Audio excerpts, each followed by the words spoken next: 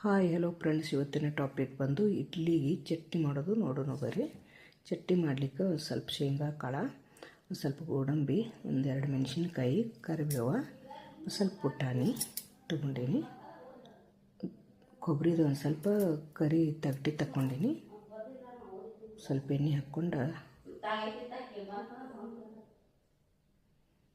ಶೇಂಗಾ ಹಾಕ್ಕೊಂಡು ಹುರ್ಕೊಂಡೀನಿ.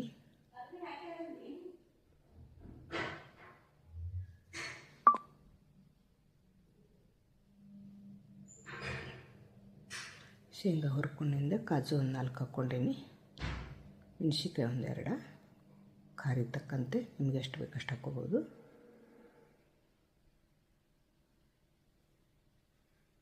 ಅದರೊಳಗೆ ಒಂದು ಅರ್ಧ ಉಳ್ಳಾಗಡ್ಡಿ ಹಾಕ್ಕೊಂಡು ಹುರ್ಕೊಲಿಕತ್ತೀನಿ. ಸ್ವಲ್ಪ ಉಪ್ಪು, ಸ್ವಲ್ಪ ಪುಟಾಣಿ ಬಿಸಿ ಮಾಡ್ಕೊಲಿಕತ್ತೀನಿ. ಅದ್ರಾಗ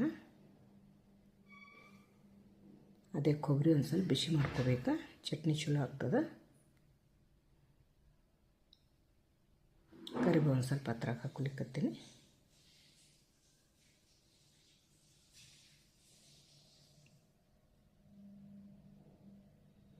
ಸ್ವಲ್ಪ ಕೊಬ್ಬರಿ ಸಕಟ್ ಬಿಸಿ ಮಾಡ್ಕೋಬೇಕು. ಇದೆಲ್ಲ ಹುರ್ಕೊಂಡಾಯಿತು. ಸ್ವಲ್ಪ ಕೆನೆ ಹಾಕ್ಕೋಬೇಕು, ಹಾಲಿನ ಕೆನೆ ಹಾಲು ಒಂದು ಸ್ವಲ್ಪ ಹಾಲಿನ ಕೆನೆ ಹಾಕ್ಕೊಂಡ್ರೆ ಚಲೋ ಆಗ್ತದೆ ರೀ. ಕೊತ್ತಂಬರಿ ಅದೆಲ್ಲ ಹುರಿದು ಹಾಕ್ಕೊಲಿಕತ್ತೀನಿ. ಸ್ವಲ್ಪ ನೀರು ಹಾಕ್ಕೋಬೇಕು. ಆಮೇಲೆ ಸಣ್ಣಂಗೆ ರುಬ್ಕೋಬೇಕು. ಸಣ್ಣಂಗೆ ರುಬ್ಕೊಂಡು ಒಗ್ಗರಣೆ ಹಾಕ್ಕೋಬೇಕು. ಒಗ್ಗರಣೆ ಒಂದು ಸ್ವಲ್ಪ ಎಣ್ಣೆ ಹಾಕ್ಕೋಬೇಕು. ಎಣ್ಣೆ ಹಾಕ್ಕೊಂಡು ಜೀರಿಗೆ, ಸಾಸಿವೆ ಜೀರಿಗೆ ಹಾಕ್ಕೊಂಡು ಕರಿಬೇವು ಹಾಕ್ಕೋಬೇಕು. ಸ್ವಲ್ಪ ಹಿಂಗ, ಒಂದು ಹಣ್ಣು ಮೆಣಸಿನ್ಕಾಯಿ ಒಣಗಿದ್ದ, ಸ್ವಲ್ಪ ಅಲ್ಲ ಬೆಳ್ಳುಳ್ಳಿ ಪೇಸ್ಟ,